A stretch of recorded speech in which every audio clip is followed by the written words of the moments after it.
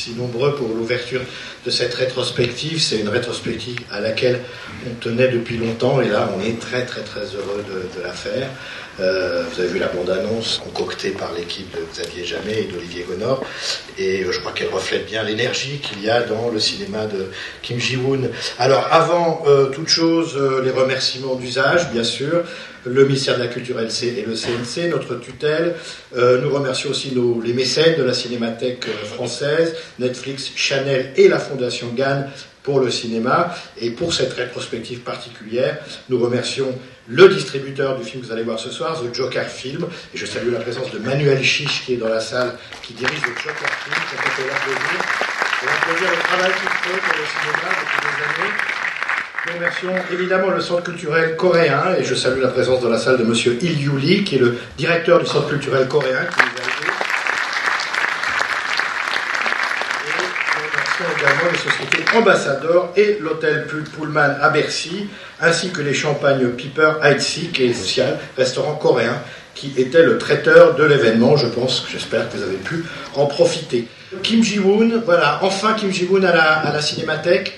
Quand on a découvert ces premiers films, qui d'ailleurs ne sont pas sortis en salle en France, mais quand on s'intéressait un peu à ce qui se passait en Corée du Sud, à partir du milieu des années 90, on a bien vu qu'il faisait absolument partie de cette nouvelle génération de cinéastes coréens, cette jeune génération, dont les films se distinguaient par leur énergie, leur manière de voir la société tout à fait nouvelle, où la violence se mêlait à l'humour. Et je crois que Kim Ji-woon est un des auteurs phares de cette génération-là. Ses deux premiers films, The Quiet Family et Full King, que vous allez pouvoir peut-être découvrir ici, parce qu'ils ne sont pas sortis en salle, mais on est très fiers de vous les montrer. Sont des films très drôles, avec un humour, pour le premier film, très macabre, un humour très satirique pour le deuxième. C'est vraiment une satire sociale, satire du monde du salariat en Corée du Sud, qui est extrêmement drôle. Et puis après, on découvre le film d'après, on le découvre, il sort en France en salle, dans des festivals, c'est Deux sœurs. Là, tout d'un coup, c'est un film fantastique, et le film s'intègre dans cette vague de films fantastiques qui arrivent d'Asie, mais c'est un film d'horreur extrêmement élégant et extrêmement inquiétant. Et puis après, on découvre, alors là, c'est un souvenir personnel, c'était au Festival de Cannes, je crois que c'était dans la section Un certain regard, A Bittersweet Life, donc c'était un film néo-noir, extrêmement élégant, brillamment chorégraphié, avec toujours beaucoup d'humour. Et puis après, il y a eu le western Manchu, Le bon, la brute et le cinglé. Voilà, une espèce de film picaresque, totalement échevelé. Et puis après, il y a eu ce film étrangissime, terrible à voir. Je crois que c'est une expérience que j'ai rarement eue au cinéma, de découvrir ça. C'est J'ai rencontré le diable, qui est vraiment un film qui repose sur un postulat absolument dément. Et qui dépasse de très loin les limites du genre. Et puis, il y a eu le petit virage, le petit séjour à Hollywood, avec un film avec Arnold Schwarzenegger. Évidemment, un cinéaste de ce talent ne pouvait pas ne pas intéresser Hollywood, qui d'ailleurs en manque beaucoup, donc ils l'ont fait venir pour un film d'action extrêmement drôle. Et puis il y en a eu d'autres. Il y a eu Age of Shadows, film d'espionnage brillantissime. Et alors on se dit, mais c'est finalement un cinéaste qui a touché à tous les genres.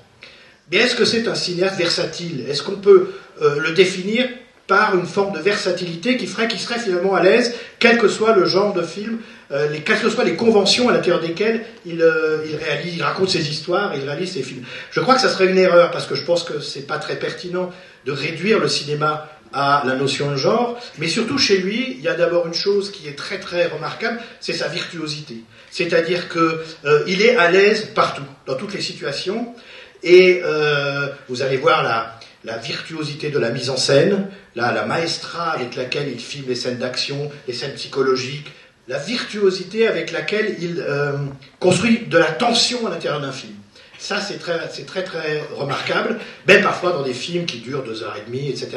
Et on est tout le temps, on est l'objet d'une expérience particulière quand on voit un film de Kim Ji-woon. On est sur son fauteuil et on ne sait pas ce qui nous arrive. Vous allez voir J'ai rencontré le diable ou Le bon, la brute et le cinglé. C'est deux expériences assez différentes et en même temps, il faut être très très fort pour réussir à vous coincer sur votre fauteuil pendant 2h30 en vous racontant ces histoires-là. Alors donc, c'est la virtuosité, donc la mise en scène, qui le distingue de beaucoup de cinéastes qui essayent comme ça de s'attaquer au genre cinématographique. Je crois que c'est aussi l'humour. Il y a une dimension, il y a un humour qui est présent dans ces films quasiment tout le temps. C'est un humour qui peut être grinçant, satirique, ricanant, mais aussi grotesque.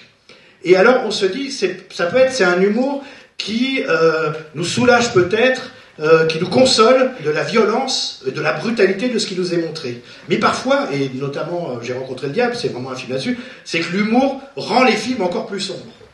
Parce qu'en fait, la vraie dimension de son cinéma, je crois, enfin en tout cas après avoir revu comme ça tous ces films en un temps réduit comme ça pour préparer cette rétrospective, je crois qu'il y a une vision nihiliste en fait du monde, de la société, une vision sombre, noire, qui n'empêche pas l'humour, mais quand même il y a quelque chose de tragique ou de mélancolique, une mélancolie nihiliste, voilà comment on pourrait le définir, le nihiliste mélancolique, dans le cinéma de Kim Ji-woon. Alors, le film que vous allez voir ce soir, donc son dernier film en date, ça tourne à Séoul, d'abord, pour le coup, on sort de la question du genre, c'est très bien, parce que, encore une fois, c'est pas une notion extrêmement pertinente, et c'est d'abord un hommage à ses maîtres.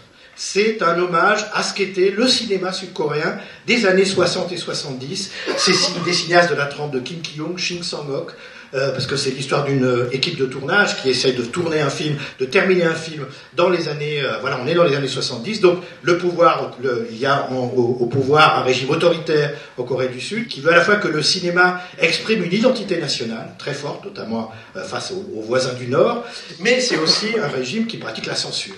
Et donc comment...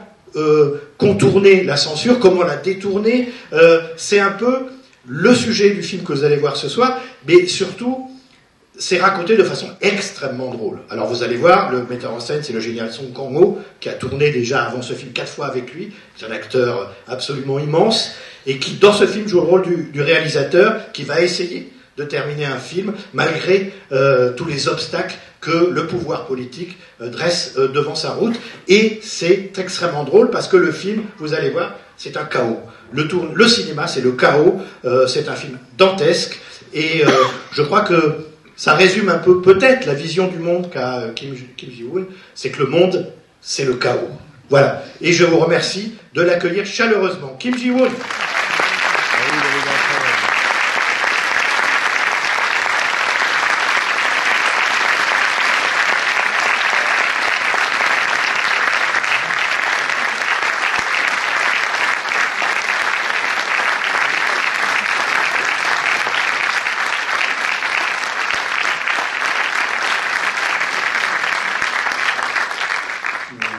Merci beaucoup. 프랑스어가 너무 제 영화 필모그래피에 대해서 너무 자세히 잘 얘기해줘서 너무 고맙다고 전해주세요. Merci beaucoup Jean-François d'avoir aussi bien détaillé en tout cas ma filmographie. 이제 제가 제 영화에 대해서 좀 더 잘 알게 된 것 같습니다. Je crois que grâce à lui, j'ai un peu mieux compris les films que j'avais faits. 이번까지 한 프랑스, 특히 파리에 세어보지는 않았지만 한 30번째 온 것 같은데 아마 집 빼고는 제일 많이 온 것이 파리가 아닌가 생각이 듭니다. Je crois que ça fait environ 30 fois que je viens à Paris, donc à part ma maison, je crois que c'est le lieu où je me rends le plus souvent. 오늘도 파리에서 아주 좋은 시간을 보냈는데 오르세 미술관에 가서 인상주의 화가들의 보고 싶은 작품들 다 보고 왔어요. Aujourd'hui aussi à Paris, je suis allée au musée d'Orsay et j'ai pu voir tous les tableaux des impressionnistes que je voulais voir. 나오면서 이제 기프트샵 가서 모네가 그린 그림인지 세라가 그린 그림인지 잘 헷갈리는 그런 점력법의 어떤 그 에코백도 하나 사들고 그리고 반고 얼굴이 그려져 있는 양말도 2켤레 사고 나왔습니다. Et je suis allée à la boutique des souvenirs et je ne sais pas si c'est un tableau de Monet ou de Seurat, mais en tout cas j'ai acheté un tote bag du pointillisme et puis également 2 paires de chaussettes où il y a Van Gogh. 그렇게 파리는 제가 이제 뭐 이렇게 막 갖고 싶고 찾고 싶고 막 이런 것들이 많은 도시인 것 같습니다. 아직도. En tout cas, voilà, pour moi, Paris, c'est encore une ville où j'ai envie d'acheter, où j'ai encore comme ça cette envie en moi. 이제 고백하건대 그런 의미에서 또 파리는 저한테 이제 제2의 고향 같은 곳이고 어떤 면에서는 제가 영화를 하게 된 꿈을 결심한 것도 사실은 파리입니다. 그리고 바로 이 시네마테크 프랑세스이기도 합니다. J'ai un aveu à vous faire ici, c'est que Paris pour moi c'est un peu ma deuxième ville natale, c'est-à-dire que le rêve pour moi où j'ai voulu devenir réalisateur, ça s'était fait ici à Paris et d'ailleurs dans le lieu même de la Cinémathèque française. 90년대 초반에 지금 샤이오 쪽에 있었던 이제 그 시네마테크 프랑세즈에 와서 한 두세 달 있었는데 그때 영화를 100편 정도 본 것 같은데 그러니까 두 달 동안 거의 시네마테크를 매일 찾아왔던 그런 기억이 납니다. Car j'ai vécu à Paris pendant 2-3 mois, dans les débuts des années 90, et je fréquentais très ardemment la Cinémathèque française quand elle était à Chaillot, et j'ai dû voir une centaine de films, donc en 2 mois, vous voyez, j'ai vu pratiquement tous les jours, je me rendais à la Cinémathèque voir des films. 저는 사실 영화를 독학으로 한 셈인데 영화 학교를 나오지도 않았고 그리고 뭐 해외 유학을 간 것도 아니고 또 현장에서 영화를 배운 것도 아닙니다. 사실은 그래서 너는 어디 출신이냐라고 물어볼 때마다 저는 당당하게 나는 시네마테크파라고 얘기를 합니다. Car en fait, je suis un vrai autodidacte, j'ai pas fait d'école de cinéma, j'ai pas été assistant réalisateur, j'ai vraiment appris en regardant des films. Donc quand on me demande d'où je viens, quelle école j'ai fait, je dis je viens de l'école de la Cinémathèque.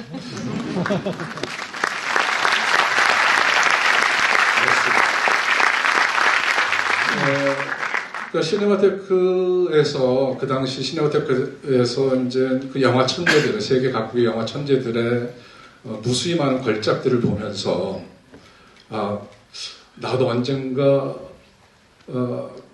감독이 돼야 되겠다라는 결심도 시네마테크 프랑세즈에서 했고 그리고 언젠가 내 영화가 시네마테크에서 상영되는 날이 왔으면 좋겠다라고 꿈을 키웠는데 그날이 바로 오늘이 됐고 오늘은 저한테는 매우 특별한 날이기도 합니다. Et c'est à la Cinémathèque que j'ai pu découvrir autant de chefs-d'œuvre de grands maîtres du cinéma. Et en regardant ces films à l'époque, je me suis dit qu'un jour je deviendrais peut-être un réalisateur. Et le deuxième rêve que j'avais, c'est qu'un jour peut-être mes films seraient montrés à la Cinémathèque. Donc aujourd'hui, c'est le jour où mes deux rêves se réalisent.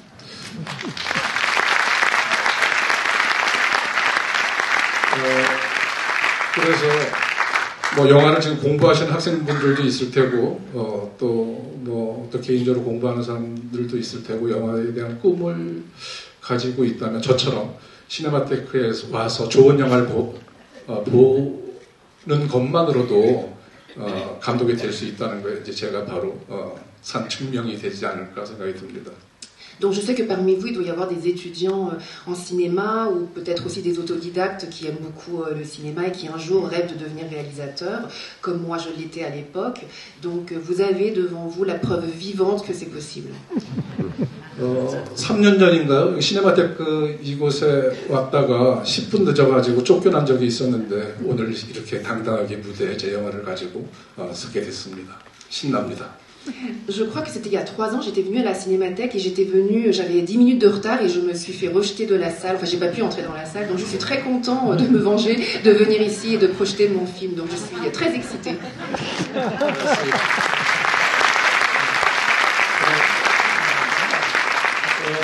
시네마테크에 대한 어떤 소감이나 감에 대해서 이제 더 얘기하다 보면 이제 울 수도 있으니까 여기서 그만하고 이제 오늘 여러분들이 보실 거미집에서 이제 프랑스가 너무 잘 소개해드렸는데 하나 이제 덧붙이고 싶은 것은 한국에는 이제 우푼이란 말이 있어요. 그러니까 그건 웃기지만 슬프다든가 또는 웃기면서 슬프다라는 어떤 뉘앙스의 우푼이라는 신조어가 있는데.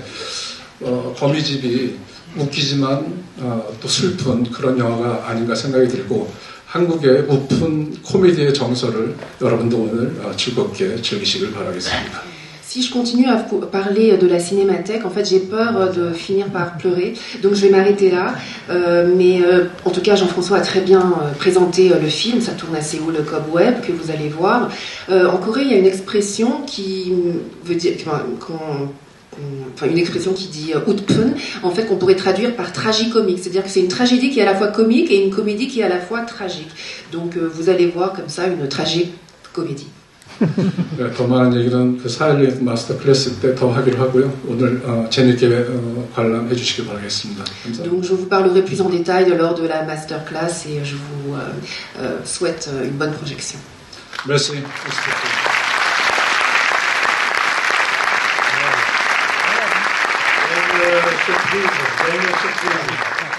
Voilà. Alors, comme vous l'avez bien compris, il y aura une masterclass avec Kim Ji-woon samedi après-midi à l'issue de la projection de Bittersweet Life, donc qui est programmée à 14h30. Alors, voilà. Alors ça, c'est une plaque, hein, mais c'est pas voilà, c'est une plaque avec votre nom. Mais en fait, ce que ça veut dire, c'est qu'il y aura à partir de ce soir dans la salle un fauteuil avec votre nom. Voilà. Et on est très très heureux de...